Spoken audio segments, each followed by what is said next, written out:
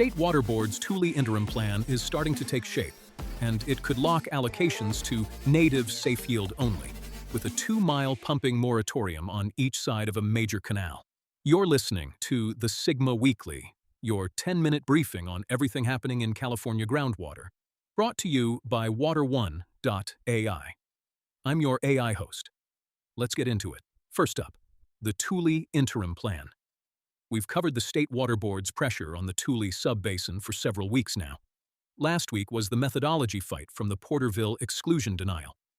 This week, Lower Tule River Irrigation District and Pixley GSA both revealed what the actual interim plan being drafted in Sacramento could look like, and it's significant.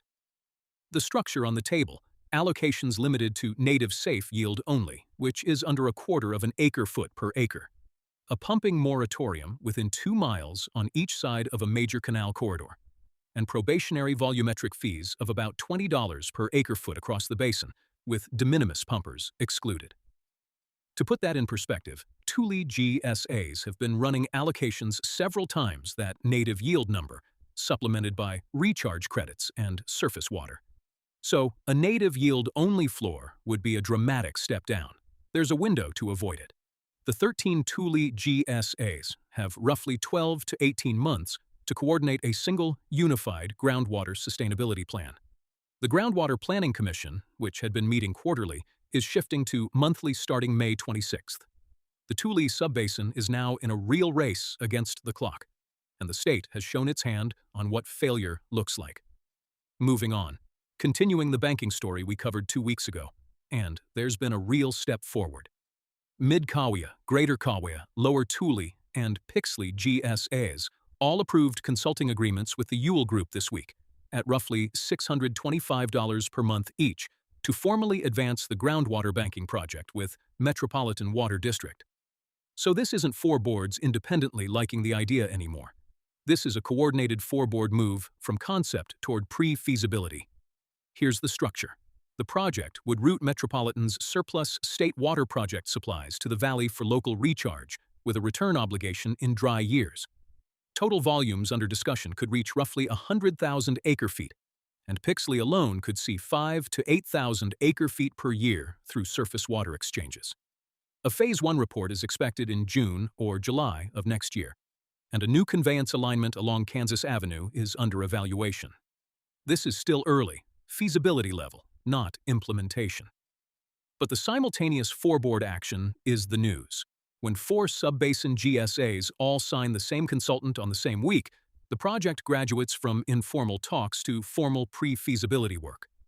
Next up, DWR Director Karla Nemeth is leaving the Department of Water Resources on July 2nd to become Executive Director of ACWA, the Association of California Water Agencies, starting September 1st.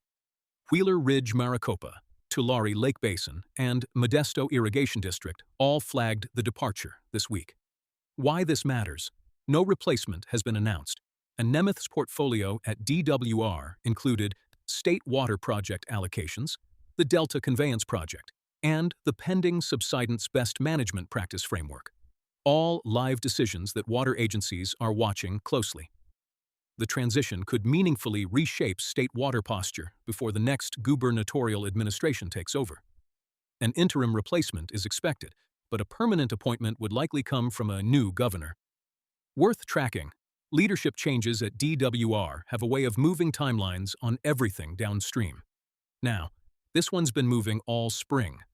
Golden mussels are in peak spawning season, and the treatment wave is sweeping across the valley. Arvin-Edison's Phase 1 copper treatment killed over 90% of the mussels at a cost of roughly $3 million, with Phase 2 planned for September at $1.7 to $2 million more. Wheeler Ridge-Maricopa approved a $15 per acre OMR rate increase to cover about $1 million in treatment costs, with treatment showing about 50% mortality so far on the 850 canal. Shafter-Wasco reserved $200,000 to $25,000 and locked in $15 per acre-foot treatment pricing with Greenleaf. And San Luis and Delta Mendota is now in peak spawning. They're asking growers to report both detections and clear pipes because they're trying to map the spread. Here's the scale problem.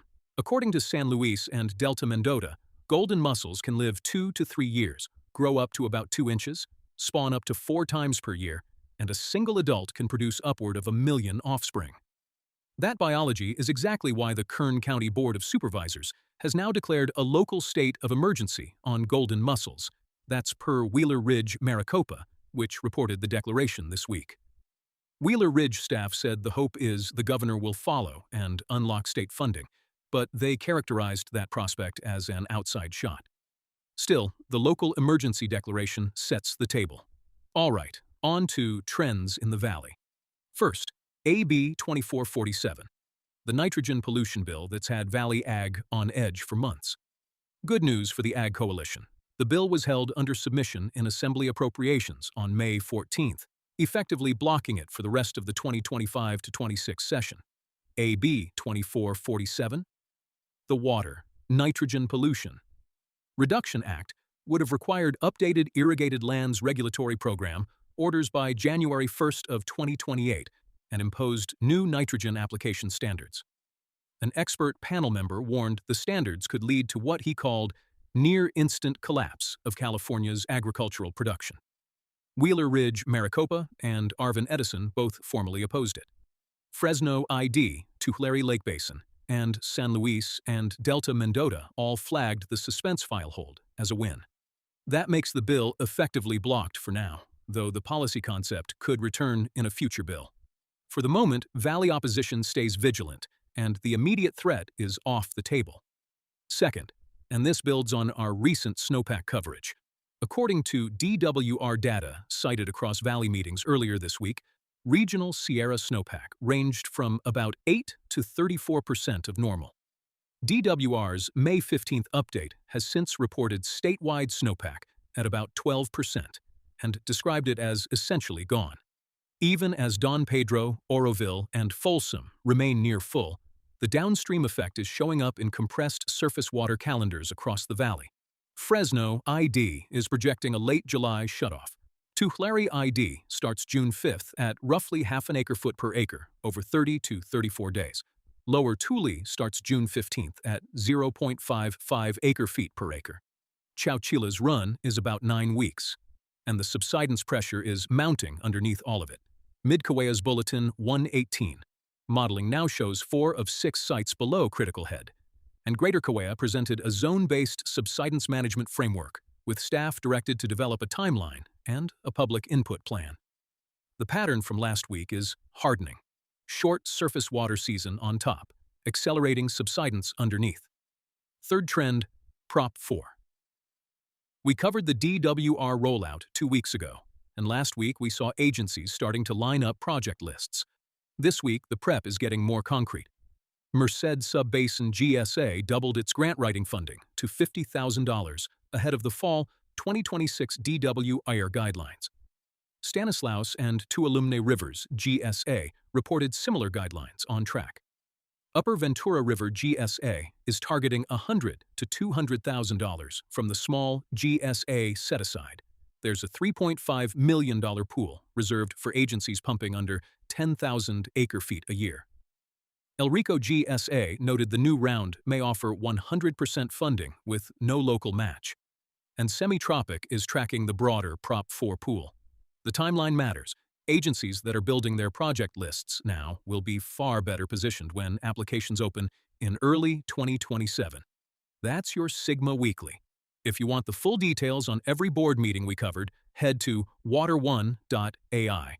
You can read the complete recaps, and if you want to dig deeper, try Chat GSA. Just ask it anything about your district, and it'll pull up the answers from the latest meetings. I'm your AI host. Stay informed, and I'll see you next week.